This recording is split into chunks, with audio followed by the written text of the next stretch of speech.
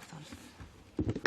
Muchas gracias, presidenta. Bueno, en primer lugar, el agradecimiento a todas las intervenciones y particularmente al tono, porque creo que más allá de las discrepancias, pues es un tono razonable, es un tono lejos de otras cosas que se han escuchado esta mañana, como bien indicaba la portavoz del Partido Socialista, y de otros tonos que escuchamos habitualmente y que desgraciadamente tendemos a normalizar cuando creo que eso lo único que hace es deteriorar la calidad democrática de las instituciones y de nuestra democracia en general.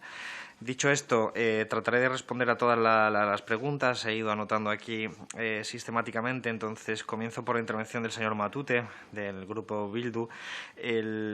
Yo creo que ha hecho una intervención y una reflexión que yo comparto en gran amplitud. Honestamente, creo que es una reflexión acertada en el diagnóstico y acertada en algunos de los planteamientos. Hay una cuestión en relación sobre la primera parte, la de modernización y el régimen sancionador, que sí quisiera hacer hincapié a todos los aquí asistentes, porque es una diferencia que nosotros percibimos, y yo lo percibo como ministro, por ejemplo, en los consejos informales de ministros de Asuntos de Consumo de la Unión Europea. Hay una lógica de cultura del consumidor, lo he dicho otras veces, que en España está infradesarrollada, en la que mucha de la población no sabe ni siquiera cuáles son sus derechos que les asisten en el ámbito de consumo, pero también hay un correlato en la parte empresarial. Es decir, así como en otros países es mucho más habitual encontrar grandes empresas, muchas veces tecnológicas, pero no necesariamente, que incorporan el derecho del consumidor como un elemento de competitividad. Si te atiendo mejor, más probablemente ganaré más dinero y, por lo tanto, es un vector de actualización y de modernización. En nuestro país hay una tendencia general a verlo como un lastre, a ver como un coste que, desgraciadamente, pesa y al que no hay que echarle mucha cuenta. Y eso tiene que ver con, efectivamente, una cierta cultura de consumo que nosotros tratamos de revertir, porque entendemos que no estamos hablando de cosas abstractas, estamos hablando del dinero de las familias trabajadoras, estamos hablando de sus presupuestos, estamos hablando de derechos básicos y evitar fraudes y abusos. Y, por lo tanto, cuando hablamos de ese tipo de cultura, hablamos también de estructura de poder, de estructura empresarial, y nosotros tenemos un país que es distinto al resto de países en muchos aspectos, y uno de ellos, sin duda alguna, es la estructura de la propiedad y la estructura de la propiedad de las grandes empresas en particular. Por eso, tiene usted razón cuando plantea con escepticismo la pertinencia o no de un régimen sancionador, porque le avala la historia precedente. La historia precedente es que muchos abusos y fraudes de grandes empresas han quedado impunes, y los que han sido sancionados lo han sido de manera prácticamente irrisoria, de tal manera que no se ha desincentivado su repetición en el tiempo. Es decir, lo que los economistas llamamos riesgo moral, y es, en última instancia, pues un sistema, un diseño institucional que permite la reproducción de un delito o de una mala práctica de manera sistemática. ¿Por qué ha sido así? Pues no lo sabemos. Hay múltiples causas, pero lo que es cierto es que esto no solo está en el sentido común popular, sino que también es una realidad. Y nosotros entendemos que una forma de combatirlo es introducir una modificación que nos dé un instrumento para tener en esta batalla por el cumplimiento de las normas y por el cumplimiento de los derechos de las personas consumidoras. Por lo tanto, su escepticismo está basado en hechos reales, pero son los mismos hechos que fundamentan y justifican por qué este régimen sancionador es necesario. Una apreciación haré a continuación tanto al portavoz del Grupo Vox como al portavoz del Grupo Vasco, porque probablemente yo no me he explicado bien al inicio, y eso es causa de confusión en las intervenciones, pero lo cierto es que el anteproyecto de ley que nosotros traemos incorpora directivas, pero no es todo directivas. Esto es importante. Y, además, dentro de las directivas, ustedes conocen bien el funcionamiento habitual en este tipo de casos, hay rangos. Hay algunos elementos que son obligatorios, hay otros elementos que no son obligatorios, pero son, por lo tanto, voluntarios si se pueden acoger o no. Y, además, en algunos casos, el rango puede ser rango alto, es decir, lectura e interpretación estricta de lo que queremos poner, o una flexibilización. Nosotros hemos ido a un rango alto, es decir, a una lectura estricta, y hemos incorporado todo y hemos mejorado todo. Eso es en el ámbito de las directivas. Pero el régimen sancionador sancionador no es parte de la directiva. El régimen sancionador viene a resolver un problema que había ocurrido, que de hecho yo planteé en mi primera intervención aquí, y era que había casos de fraudes y de abusos, un poco en la línea de la intervención del señor Matute, que no habían sido puestos en marcha por las administraciones públicas españolas, pero sí por la francesa, por la italiana, por la alemana, cuando eran casos como el Dieselgate. Es decir, una empresa, una grandísima empresa como Volkswagen, que truca sus motores y los medidores para, en última instancia, engañar a los consumidores y tener más beneficio, y que tiene una sanción correspondiente de diferente modalidad en función de cada país. En algunos casos son multas, en otros casos son retirada de algunas concesiones, algunas subvenciones, en fin, un abanico amplio de medidas puestas en marcha desde Alemania, Polonia, Francia, Italia, el Reino Unido, pero España no. Esa es la enorme paradoja, es que España no hizo nada.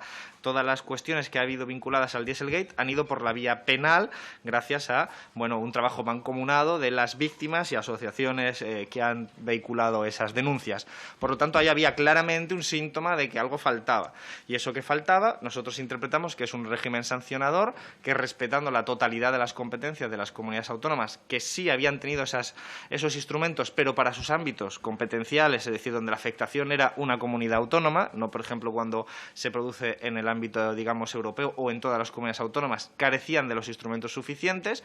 Nosotros lo que hacemos es ponerlo a disposición para ejercer algo que no estaba ejerciendo nadie. Por lo tanto, no hablamos sino de un incremento de la eficiencia y de la eficacia de las sanciones. Lo que nosotros entendemos que funciona de manera positiva en el juego de incentivos, dado que solo la propia existencia, como he citado antes, de esta ley, por lo menos parece que sugerirá a las empresas que no pueden comportarse como se comportaban antes, porque ahora sí hay un instrumento que ellas eran perfectamente conocedoras que no existía antes. Es decir, a Volkswagen le ha salido gratis, en términos, digamos, de relación con la administración pública, hacer lo que hizo en España, pero no le ha salido gratis en otros países. Esa anomalía necesita una resolución, y aunque la portavoz del Partido Popular o incluso el portavoz del partido de Vox le hayan restado importancia a esto es de la máxima importancia, no solo por el trabajo que se está haciendo, sino porque esto va a ser un instrumento que va a quedar para el futuro, para que efectivamente haya unas relaciones más justas y haya un reequilibrio de la correlación de fuerzas entre el ámbito público y el ámbito privado, porque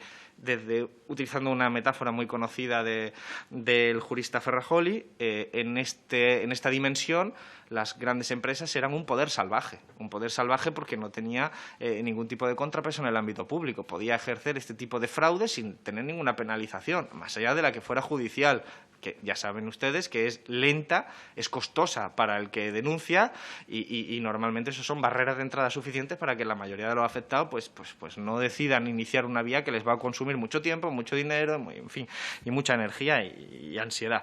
Y por lo tanto, nosotros lo que estamos haciendo es reequilibrando esa relación. Y esto tiene que ver con la reflexión más profunda que hacía el portavoz de Bildu, el señor Matute, porque aquí lo que estamos hablando es de poder, aunque saben ustedes que, a pesar de las intervenciones habituales del portavoz del Grupo Vox y del Partido Popular y de cierta nostalgia por ciertas etiquetas, aquí de lo que yo he reclamado en numerosas ocasiones, si se dan ustedes cuenta, no son a determinados pensadores de ánimo, digamos, más de izquierdas, sino he reclamado en este mismo foro leer con genuino interés a personajes históricos, pensadores como Adam Smith o los ilustradores o los pensadores de la Ilustración escocesa. ¿Por qué? Porque aquí de lo que estamos hablando, el elefante que no se ve en la habitación es la estructura de mercado, es el poder de un mercado oligopólico.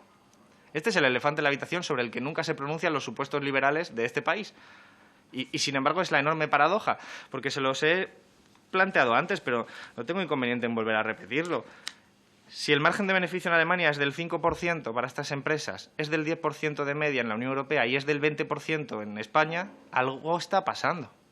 Y algo que tiene que ver con la estructura de mercado. Y la estructura de mercado no es así por casualidad, es porque tiene una herencia histórica, para empezar, lo que en economía o en ciencias sociales se llama dependencia de la senda, path dependence, y desde luego tiene otra explicación, y es todos los intentos que hay en que esto no haya cambiado en el tiempo. porque evidentemente no ha cambiado esta estructura de mercado que permite esto. Pero si se dan ustedes cuenta, no hablo de una cuestión abstracta, hablo de que esto es expresión de una injusticia, es decir, de un poder excesivo por parte de determinados actores. Si vamos a la central de balance del Banco de España, lo que tenemos son los márgenes de rentabilidad. ¿A ustedes les parece razonable, al margen de su afiliación partidista, les parece razonable que las empresas, la media de rentabilidad en este país sean del 9% y la de los suministros de energía del 15%? Hay una anomalía. Hay una anomalía en la que estos sectores sean tan extraordinariamente rentables. Y, de hecho, la teoría económica dice que esto no debería ser así, porque dice la teoría económica que entonces los fondos se irían directamente a ese mercado y lo harían más competitivos. Pero es que no se está sucediendo eso.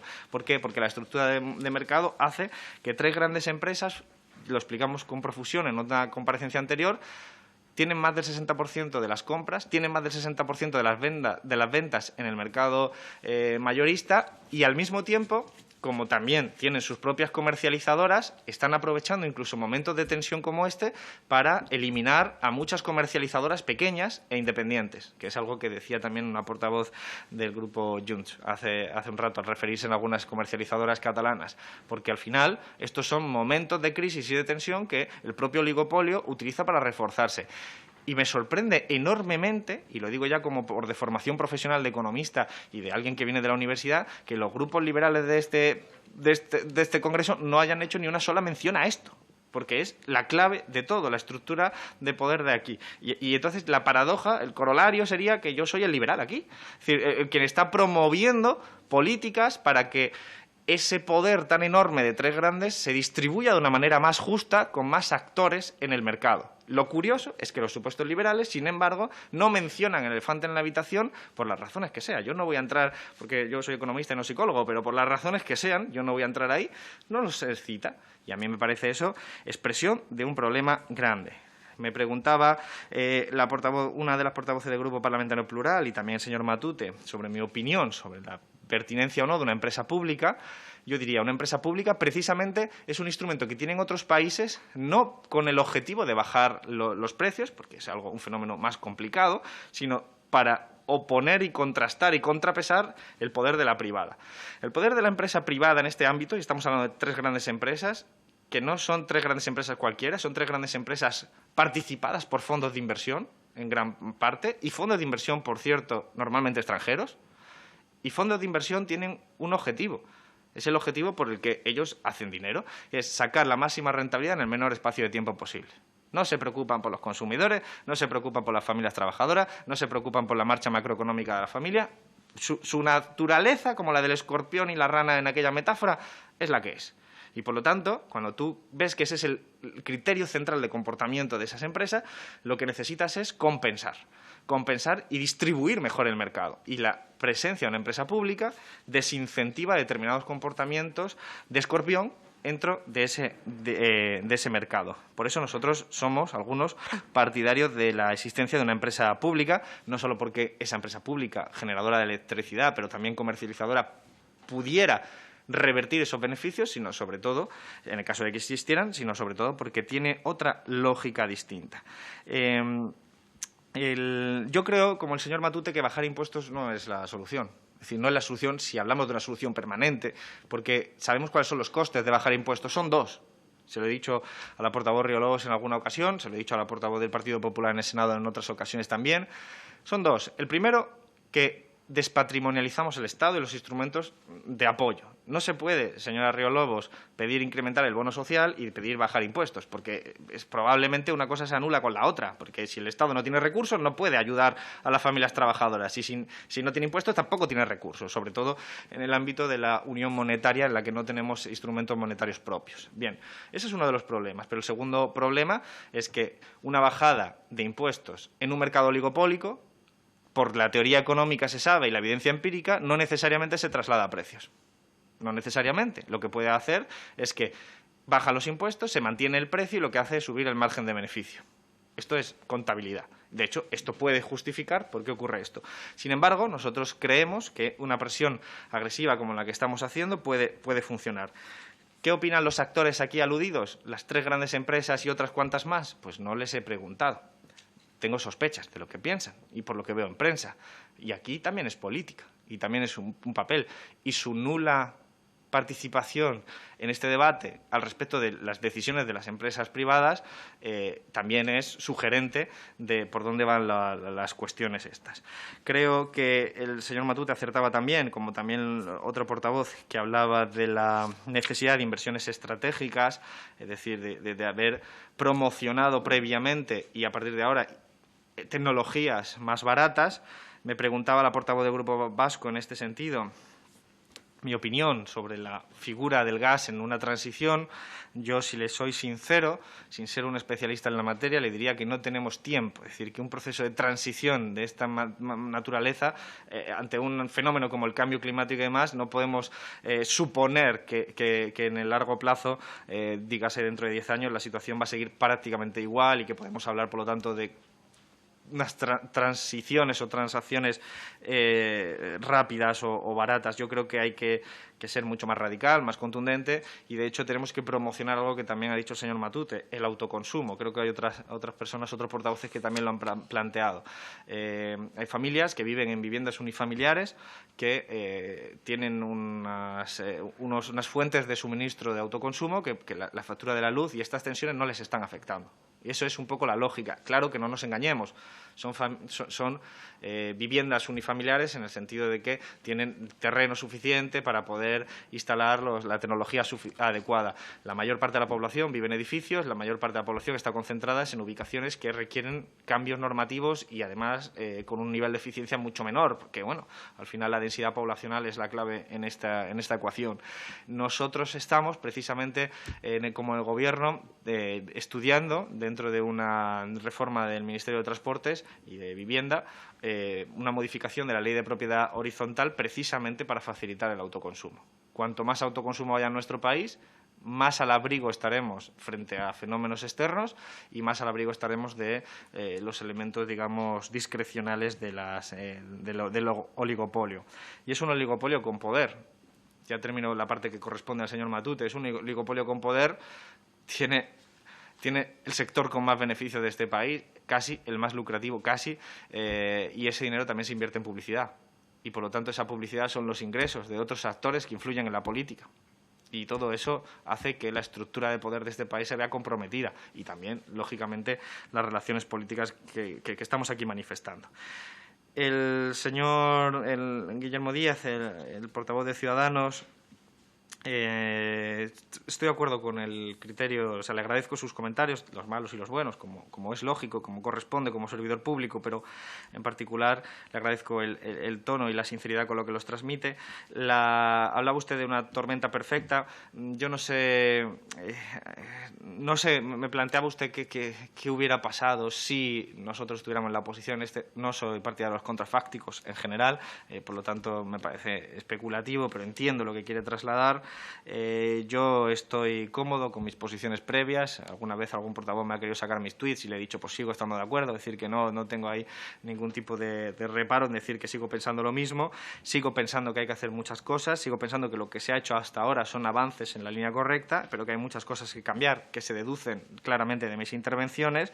Y creo que este Gobierno tiene que asumir una perspectiva republicana. Y permítanme que le exprese que en republicanismo no me refiero solo a la idea, digamos, de cambiar la jefatura del Estado, sino al pensamiento político republicano que nace de la concepción de libertad positiva. Es decir, solo hay libertad si la gente tiene sus suministros básicos garantizados, si la gente tiene un acceso a la vivienda, si la gente tiene acceso a la sanidad. Solo si se dan esas necesidades satisfechas, ese bienestar material, eso es un prerequisito de la libertad. Esa concepción positiva, yo soy de esa corriente, de la Ilustración republicana, y por lo tanto creo que este Gobierno tiene que evitar por todos los medios, y cueste lo que cueste, que en este país haya gente que no pueda encender la calefacción porque no tenga dinero para hacerlo, que no pueda tener agua porque no tiene dinero para hacerlo, o cualquier otro de los elementos que hemos planteado. Para mí eso es central y las reformas tienen que ir encaminadas para garantizar esos mínimos a partir de los cuales se puede empezar a hablar de libertad. Si no, es muy difícil hablar de libertad cuando la gente tiene privaciones tan fundamentales. De hecho, no es razonable.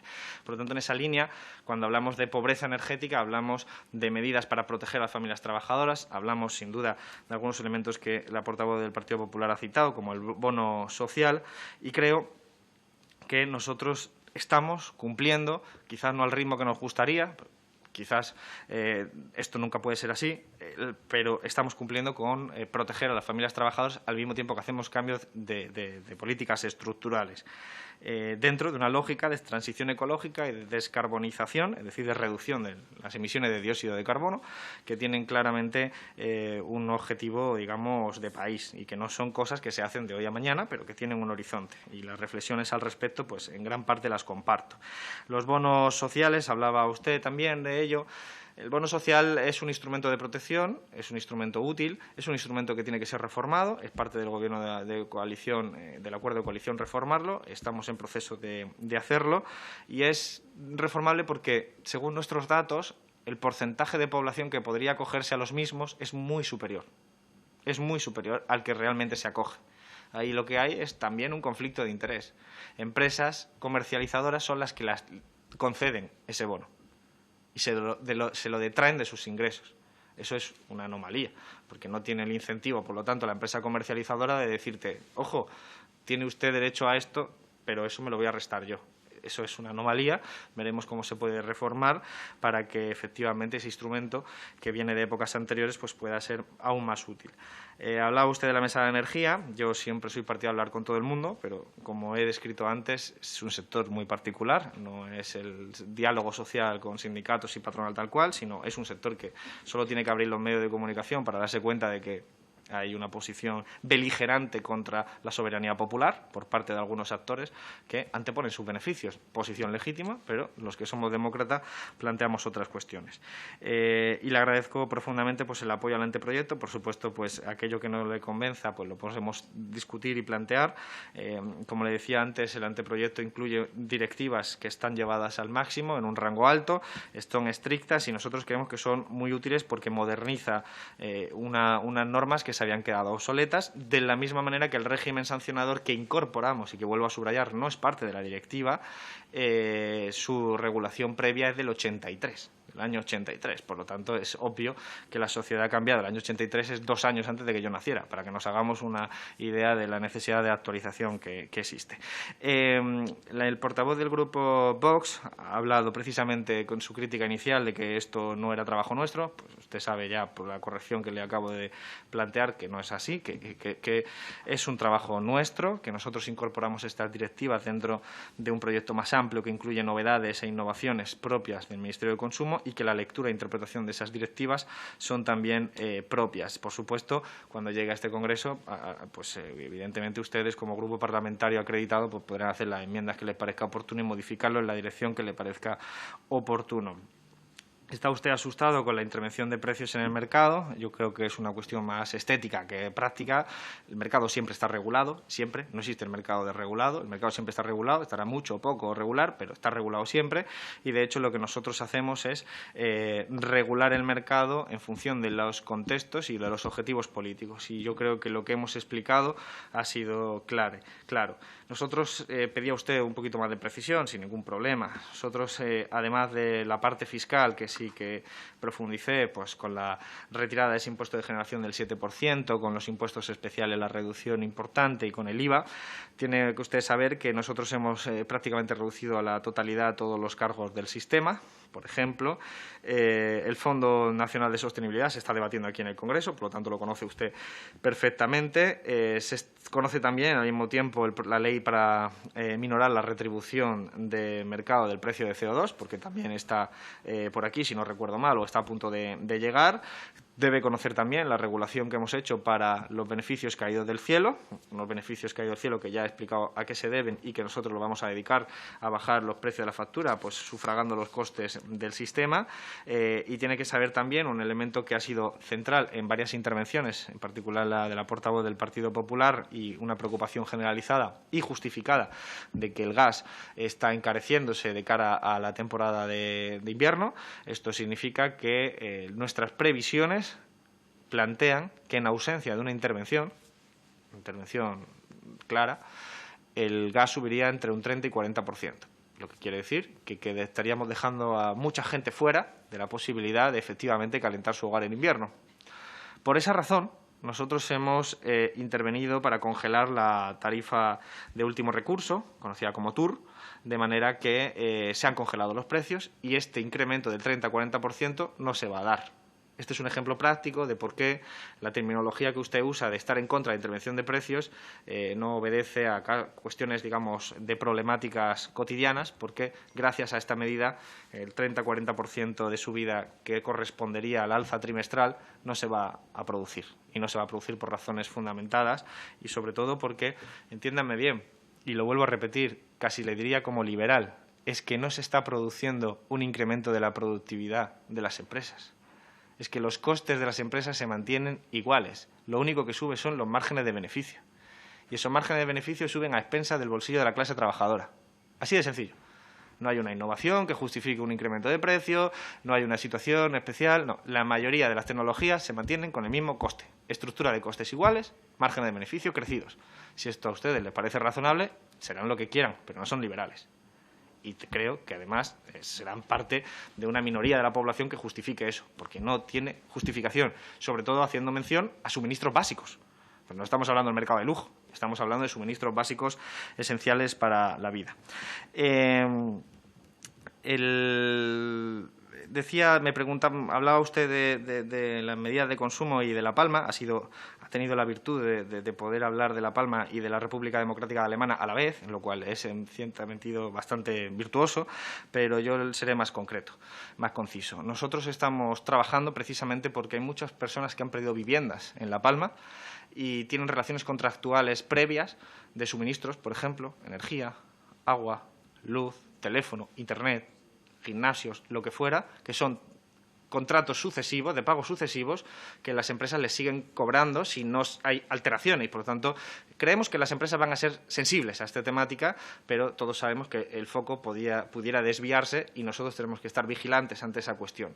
Entonces, estamos en conversaciones con la Administración autonómica y con, digamos, los cabildos y ayuntamientos de todo tipo de color para ser capaces de que estas personas, pues lo último que se preocupen sean de las relaciones contractuales sobre un bien que ya no existe, entre otras cosas y otras más que puede haber. Creo que son medidas razonables, que todo el mundo las comprende y todo el mundo las debe apoyar para que estas personas puedan reiniciar su vida y reconstruirla lo antes y lo mejor posible. La portavoz del Partido Popular nos hablaba sobre la modificación del sistema tarifario. Yo aquí lo siento corregirle otra vez, porque de verdad que yo no estoy aquí para corregir a nadie. Lo único que le tengo que recordar es que las tarifas las pone la CNMC y la CNMC es una entidad independiente. Por eso mi tuit, por eso usted... No, se firma finalmente. Por favor, señora de verdad, señora Riolobos, yo no pretendo, no vengo aquí a debatir con usted, ni a corregirle, ni le tengo animadversión. Fíjese usted, yo la verdad soy una persona muy cercana, no tengo nada contra usted, ni mucho menos, todo lo contrario. Lo que le estoy diciendo es que cuando nosotros hemos hablado de las tarifas, lo hemos hecho en términos de una realidad, y es que las tarifas y el sistema lo propuso la CNMC. Y puede preguntarles a ellos, pero ellos propusieron esa tarifa en particular después de que hicieran un estudio exhaustivo y riguroso que planteaba que el 80% de los consumidores se iban a beneficiar a partir de los hábitos de consumo previos. Es decir, el 80% de los consumidores que mantuvieran constancia en sus hábitos de consumos energéticos se iban a beneficiar de esta tarifa. Hay un 20% que no lo haría. Y esta es la justificación que da la CNMC, que, insisto, es un organismo independiente. Me ha hablado usted también de la inflación. Nosotros, claro, estamos preocupados por la inflación, como puede estar preocupado cualquier analista, pero no debemos hacernos trampa jugando al solitario. No tiene ningún sentido. Porque, señora Riolobos, la inflación acaba de anunciarse que es del entorno del 4%. En gran medida es una subida derivada de los precios de la energía, pero tiene que usted saber que una cosa es la inflación normal, la que aparece en los grandes titulares, puestos muchas veces por personas sin demasiada formación económica, y otra cosa es la inflación subyacente, que es la que no incorpora los precios energéticos, que está en el 1%, que se ha mantenido constante y que refleja que no estamos ante lo que los macroeconomistas llamarían un proceso inflacionario clásico, sino que estamos ante una subida de los precios energéticos, que es la causa de todo ello, y no tiene por qué revertir en otros aspectos de la vida. Sin embargo, eso no significa que no estemos atentos, significa simplemente que no nos hagamos trampas al solitario. Está usted insistiendo en que lo que a mí me gusta es recaudar cuando es una paradoja, se lo he dicho esta mañana. Señora Riolobos, se lo he dicho esta mañana. Yo no soy el ministro de Hacienda y además no tengo esa función ni ningún tipo de aspiración similar. Sin embargo, quienes subieron los impuestos fueron ustedes. El impuesto de generación que hemos retirado del 7% lo puso el Partido Popular. El impuesto al sol es del Partido Popular. El IVA al 21% es del Partido Popular. Usted me va a decir, bueno, es que eran otros tiempos. Eso no es justificación ninguna, por lo menos para su argumento de que a mí me gusta recaudar, porque a tenor de los acontecimientos a quien le gusta recaudar es a usted, es decir, como representante del Partido Popular y particularmente en este campo, ¿no? De nuevo, decirle otra serie de correcciones. Red Eléctrica no es pública. Tiene un tope del 20% público, por lo tanto no puede ser pública. Es una información incorrecta la que usted tiene. Y los peajes los fija la CNMC y los cargos están bajados al máximo. El gráfico que usted me ha presentado está caducado, tiene que actualizarlo porque no es correcto. Y al mismo tiempo, sobre el bono social, ya he hablado anteriormente de lo que queremos modificarlo para que funcione. Yo no me duele las prendas en decir esto fue del Partido Popular en su origen, tenía utilidad, hay que mejorarlo, yo no tengo ningún problema. Yo mismo he hablado aquí en el Congreso con el señor Montoro para decirle algunas de sus reformas también. Es decir, a mí no me van a encontrar en esa pelea partidista de todo es bueno, todo es malo. Por lo tanto, el bono social es un instrumento que el Partido Popular utilizó y que es útil, pero hay que mejorarlo porque tiene deficiencias y a partir de ahí hay que expandirlo. Y la lógica nuestra es bastante más contundente que la que existía previamente a ello.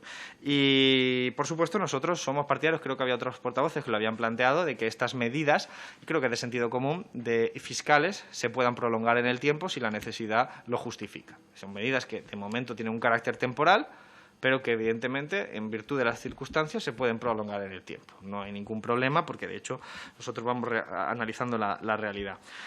En el Grupo Parlamentario Vasco, la portavoz me preguntaba lo mismo. Yo espero que con la aclaración que he hecho de la transposición y del Real Decreto sea así. En resumen, diría que nosotros no alteramos las competencias existentes, sino que lo que hacemos es ejercer una función que no se ejercía previamente y para eso pues tenemos unas experiencias como el proyecto piloto que describí al inicio que son positivas. Básicamente por la lectura que había puesto antes del caso Volkswagen, pero que podía ser perfectamente el caso de las cláusulas suelo, es decir, que son fenómenos similares que ya denotaban que había un problema. Eso quiere decir las comunidades autónomas han hecho sus deberes, pero eso es compatible con que haya cosas que mejorar y que esas partes sí le correspondan al Gobierno central. Dice usted que intuye que a mí no me conformaría con estas medidas políticas. Yo creo que lo que estamos haciendo lo estamos haciendo bien. Nosotros somos un Gobierno de coalición, nosotros tenemos nuestros propios debates sobre los ritmos, sobre los contenidos. La portavoz del Grupo Junts nos hacía una serie de reflexiones antes de marcharse sobre algunas de los debates, de los componentes que forman parte de ese debate y son legítimos, pero evidentemente creo que el resultado final, el saldo neto, está siendo positivo dentro de una situación que está desbordando a todos los gobiernos, empezando desde luego por el caso extremo del Reino Unido, como los demás casos de la Unión Europea, y que en el caso español pues tiene singularidades que creo que todavía hay recorrido para abordarlas. Habla usted de una cosa correcta, que es la capacidad que tenemos nosotros de transparencia y de explicarle a los ciudadanos que tienen margen, incluso como personas consumidoras. Esto es una tarea que nosotros tenemos que acometer con prontitud. Le reconozco que es un poco extraño hacerlo en un momento como el actual, porque puede malinterpretarse. El decirle lo que ustedes tienen que hacer es leer mejor las condiciones del contrato, puede malinterpretarse y estoy convencido de que algunos portavoces aquí utilizarían esa intervención para atacar al Gobierno, pero sin duda hay una realidad. Las empresas comercializadoras suelen tender a intentar convencer al consumidor de que necesita una potencia contratada mucho más elevada de la que realmente necesita, por ejemplo. Y esos son sobrecostes para la familia y beneficios extraordinarios. Eso la familia normalmente, y esto es una cosa que pueden ustedes comprobar con sus familiares, yo al menos lo he hecho con los míos, no saben ni qué contrato tienen. No saben si tienen tarifa regulada o tarifa libre y si lo saben, no saben exactamente cuáles son las condiciones. Es un sistema complejo, es un mercado complicado, hay muchos actores y la mayor parte de la gente se conforma con lo que conoce, como es lógico además, por otra parte. Por lo tanto, hay mucho margen de mejora, pero es un margen de mejora en el ámbito tanto de la transparencia como de la información. Y, de hecho, hace creo que un año presentamos junto con la Comisión Nacional del Mercado de la Competencia un comparador de precios para que la gente pudiera desde Internet, desde la página web de la CNMC, comparar los precios de las comercializadoras y ver si efectivamente estaba en un contrato que fuera el más barato posible. Todas estas cuestiones ayudan, no resuelven, pero ayudan y, sobre todo, bueno, pues a veces son cantidades importantes para las familias. Bueno, lo que le decía antes del gas ya lo respondí y creo que con eso sería suficiente.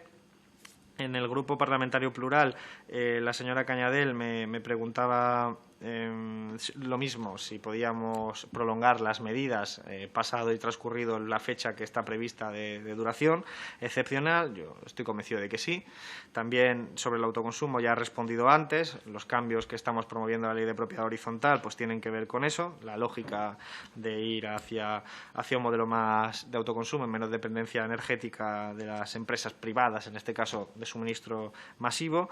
Lo mismo decirles que ya había comentado antes sobre la compañía de electricidad pública, ya he dado mi opinión también anteriormente, y lo mismo sobre el precio de gas. Esto es importante porque, de nuevo, subrayo, subiría un 30-40% si no topáramos, como hemos hecho, el gas. Y esto es una de las últimas medidas que hemos puesto de la tarifa de último recurso, que yo creo que contribuirá. No les puedo decir lo que va a pasar dentro de un mes, porque los mercados tienen otra serie de funcionamiento, pero nosotros creemos que esto es suficiente. La otra portavoz del Grupo Plural hacía referencia a uno de esos debates y propuestas que son interesantes y que yo recojo al mismo tiempo y que ya forman parte del debate en el seno del Gobierno de coalición y del ecosistema en el que estamos hablando. La portavoz del Grupo Republicano, que se tuvo que marchar, nos preguntaba sobre el régimen sancionado de las competencias. Yo creo que ya lo he explicado. No se vulnera ningún tipo de competencias, todo lo contrario. Lo que hacemos es mejorar la eficacia y eficiencia. Y hacía una reflexión sobre ciudadanos o consumidores que yo puedo compartir en gran parte. Y el agradecimiento, desde luego, a la portavoz del Grupo de Unidas Podemos y también a la portavoz del Grupo del Partido Socialista, la señora Sánchez Jodar, por el apoyo. Decirles que en relación a la intervención del Grupo Parlamentario Unidas Podemos, la cuestión del desperdicio alimentario no es una cuestión menor, es una cuestión muy importante de múltiples dimensiones de la vida, tanto como proporcionar alimentos a gente que los necesita, como desde luego evitar el impacto ecológico que tiene todo este tipo de procesos de deterioro y mejorar la eficiencia. Creo que la medida que nosotros hemos planteado, el señor de Vos decía que era una intervención de precios, no es así. De hecho, es una medida que está de acuerdo la patronal, es decir, es una medida que ellos han dado la bienvenida porque es una medida positiva para reducir el desperdicio alimentario y que será algo que tenemos que seguir abordando porque esto es una ayuda que va dentro del anteproyecto de ley, pero hay muchas otras cuestiones. La señora del Partido Socialista, la señora Sánchez Jodar, agradecimiento por aquellas palabras además que ha dicho al principio. Yo creo que el Congreso se merece otro tipo de cultura política. Pues yo le digo que vine aquí en el 2011, no he conocido otra, pero tengo la esperanza de que haya un cambio en algún momento, porque sí es verdad que se ha agudizado en los últimos años un desprecio y una especie de competición. Hacía referencia el portavoz de Ciudadanos también a ello. Una competición en ver quién dice la palabra más gruesa y las palabras van acompañadas de consecuencias. Por eso a la portavoz del Partido Popular pues ya le eché en cara en su momento ciertas palabras que hoy ha vuelto a repetir. Lo de llamarme traidor son palabras gruesas. Yo no sé, sí, hoy me ha dicho traidor, no pasa nada. La cuestión es que ojalá entre todos consigamos que eso sea sencillamente excepcional en el sentido estadístico de la palabra. Gracias. Muchas gracias. A continuación, como saben, los